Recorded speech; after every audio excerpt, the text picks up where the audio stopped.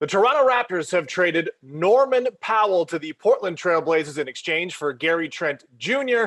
and Rodney Hood. This is Instant Analysis presented by Tylenol Rapid Release Gel Caps, Rapid Release for Rapid Relief. And we are very pleased to be joined now by Michael Grange. Mike, my first question, a very simple one. From a Raptors perspective, is this a good deal for them? I think it is. I think it is a good deal. Rodney Hood is kind of the salary matching piece, and the Raptors, Raptors are going to look at him from now till the end of the season, but he's on a $10.8 million deal with a team option. So it's conceivable he could be waived right off the bat, or they could have a look at him and decide what they want to do. But I think the real piece here is Gary Trent Jr., who's, a kind of familiar face, a kind of familiar story, in that he's a second-round pick, not unlike Norm Powell, and has put together some really impressive moments, I guess. He's now in his second season, I believe. So, can really shoot the ball. Very competitive guy, and he's going to be obviously a much cheaper option. As he's up for a qualifying offer and goes into restricted free agency this summer. So kind of a way to kind of add to your talent, but cheaper and younger. Now, if you believe the reports leading up to the deadline, it said that there were upwards of a dozen teams who had inquired or were in some way interested in trading for Norm Powell. Is that accurate? And how did the Portland Trail Blazers emerge with the best offer?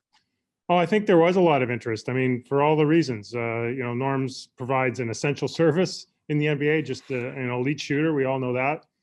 Great character. So you can bring him into any locker room, and has experience in the playoffs, has shown some, playoff norm, right? That's a thing.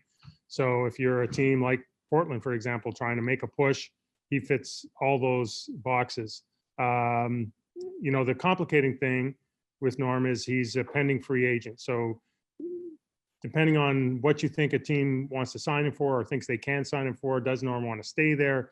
That really affects the return you're going to get. And I think if you look at what Boston got or had to give up, what Orlando had to give up for Evan Fournier, for example, right? Pending free agent, plays the same position, similar profile, two future firsts. Boston has a trade exception. They didn't have to give up salary in return.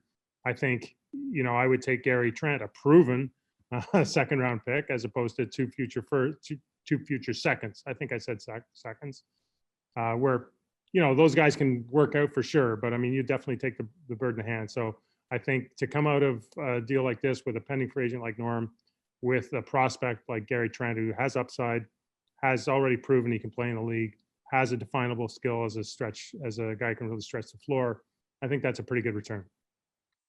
So I guess, the big factor with Norm is the pending free agent part. So let's play a hypothetical game here, Michael Grange. Say it doesn't work out in Portland and he doesn't want to stay beyond the end of this season. Is there an avenue for him to return to the Raptors, or is this relationship now finalized? There is an avenue, but I cannot see the Raptors having the cap space to sign Norm at a number I think he would deserve.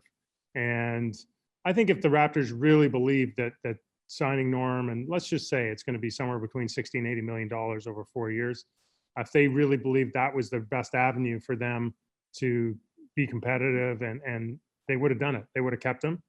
And this is a player they know very well. He loves Toronto, will be open to staying, and clearly they know what he can do.